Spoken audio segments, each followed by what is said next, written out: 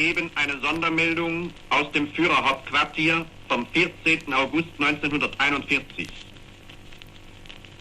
Das Oberkommando der Wehrmacht gibt bekannt. Unter dem Druck der in rastloser Verfolgung zwischen dem Dniester und dem Dnieper nach Süden vorstoßenden deutschen, rumänischen, ungarischen und italienischen Verbände. L'avance allemande en URSS se poursuit victorieusement. Les pays baltes, la Biélorussie, l'Ukraine voient déferler les Panzerdivisionen, tandis que s'affrontent les plus gigantesques effectifs jamais mis en ligne.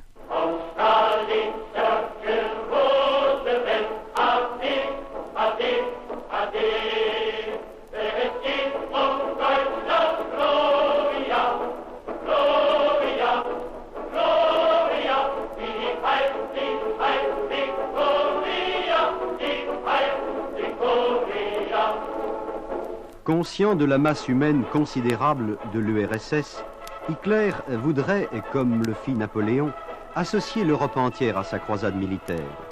En France, une légion des volontaires français contre le bolchevisme a été créée sous le patronage des leaders de la collaboration.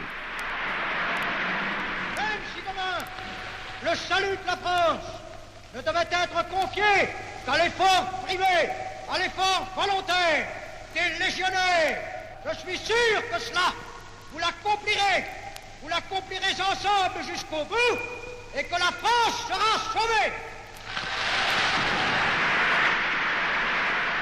Après Déa, ancien candidat du Front populaire, voici Pierre Clémenti, chef d'un parti confidentiel. Ce n'est pas la France qui a été battue, ce n'est pas le peuple français, c'est la bande de salauds, de juifs et de capitalistes qui nous dirigeaient. Jacques Doriot, qui sera le seul à se rendre personnellement au combat.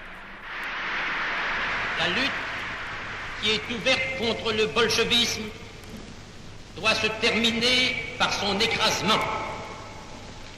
Sans l'écrasement du bolchevisme, pas d'Europe. Si la France veut rester digne de l'Europe, il faut qu'elle se batte avec elle contre le bolchevisme. Il n'y a pas d'autre issue pour nous. La campagne de recrutement s'étend à la province. Ici, à Reims, avec Pierre Costantini. La vérité est dans le combat, et dans le sacrifice total, à une haute idée d'avenir. On n'en sortira pas. C'est pénible à dire, c'est pénible à penser, mais la vérité est dans le combat. Elle n'est pas ailleurs.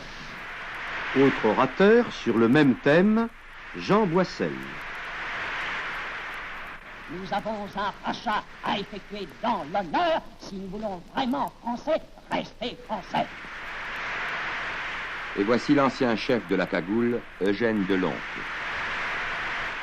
Engagez-vous dans la Légion des volontaires français contre le bolchevisme. Je vous appelle aux armes contre le bolchevisme, ennemi de l'Europe, aux armes pour la révolution nationale française, aux armes pour rendre à la France son droit à la vie européenne, aux armes pour construire le monde de demain qui ne saurait se passer d'elle. Pour l'équipe française de la BBC, la LVF devient une cible. Mourir pour le roi de Prusse, sous l'uniforme des nazis, se faire tuer par les Russes pendant Doriot est apparu. Les premiers contingents de volontaires sont réunis à Versailles où ils reçoivent la visite de Pierre Laval et Marcel Déa. Nous avançons sous le porche, nous nous précipitons, il y a beaucoup de foule. Je tâche d'avancer avec mon micro.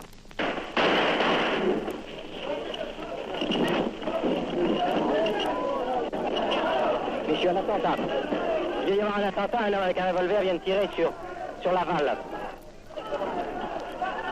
Doucement, on vient de tirer sur Laval, enregistré. L'homme qui a tiré est un nommé Paul Colette, à qui Pierre Bourdan adresse cette lettre ouverte depuis Londres. Tu t'es engagé dans cette légion. pour tuer l'un de ceux qui l'avaient formé. Tu n'étais pas assez simple pour croire qu'en tuant Laval, tu allais détruire le mal. Et comme tu l'as dit aux policiers qui t'ont arrêté, tu voulais tirer sur l'un d'entre eux, sur l'un des collaborateurs, sur l'un de ceux qui avaient joué sur la misère de ton peuple, comme on joue sur un cheval, sur un champ de course du Cotentin. Tu savais que ce n'était pas à toi de rendre la justice, que ce n'était pas à toi de jouer le rôle de juge et d'exécuteur des hautes œuvres. Et l'on pourrait te blâmer si ton geste n'était qu'un geste de justicier. Mais il est le cri d'appel d'un pays. Il est la première sonnette d'alarme qui est agité le peuple de France. Foncièrement anticommuniste, le gouvernement de Vichy tente cependant de garder ses distances vis-à-vis des Allemands. L'amiral Darlan est assez impopulaire dans la plupart des milieux. Mais le maréchal Pétain lui renouvelle formellement sa confiance. Il y a un mois, j'ai confié aux grandes responsabilités du pouvoir le chef de notre marine. Je le sais, passionné de l'honneur et de l'intégrité de la France. L'amiral Darlan a toute ma confiance. Finalement, l'autorité de l'amiral sort renforcée de la crise. Et la BBC relève avec ironie le nombre croissant des amiraux au poste de responsabilité.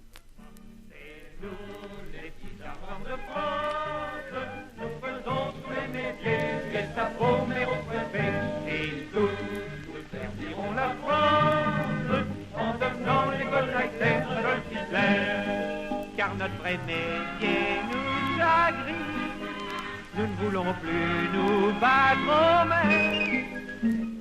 C'est un équilibre bien difficile que tente de maintenir l'amiral Darlan. Appelé par le maréchal chef de l'État aux fonctions de ministre de la Défense nationale, j'exprime aux officiers généraux, officiers, sous-officiers et officiers mariniers, caporaux et quartiers-maîtres, soldats et marins des armées de terre, de mer et de l'air, la fierté que j'éprouve du grand honneur qui m'est fait. Tous peuvent compter sur ma volonté d'organisation, mon impartialité, mon esprit de justice et mon affection. La politique de révolution nationale s'accentue et l'épuration des fonctionnaires francs-maçons est ordonnée. Les premières sanctions disciplinaires contre les fonctionnaires coupables de fausses déclarations en matière de sociétés secrètes ont été prises. Les noms de ces fonctionnaires ont été publiés ce matin au journal officiel. Les titulaires des hauts grades maçonniques, dont une première liste vient d'être également publiée, ne pourront plus exercer aucune fonction publique. Un maçon chantait une chanson là-haut sur le toit d'une maison, et la voix de l'homme s'envola pour se poser par là comme un oiseau sur la voix d'un autre maçon qui reprit la chanson. La Légion des combattants devient un des piliers du régime. De continuer à servir la France avec honneur, dans la paix comme j'ai servi sous les armes. Je jure de consacrer toutes mes forces à la patrie, à la famille, au travail. Le gouvernement s'efforce pourtant de ménager l'amitié américaine, et l'amiral Leahy, ambassadeur des États-Unis, est une des personnalités marquantes de Vichy. Monsieur le Préfet, I'm very happy indeed to be in Marseille and to have this small part in assisting to provide medicines and food for the needy children.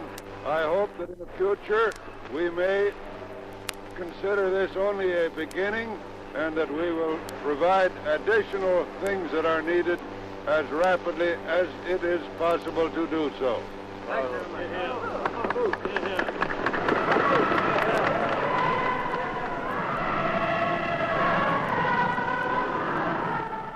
Le ravitaillement de la Croix-Rouge américaine est certes le bienvenu en zone libre. Il n'est cependant pas question d'une alliance politique avec Washington.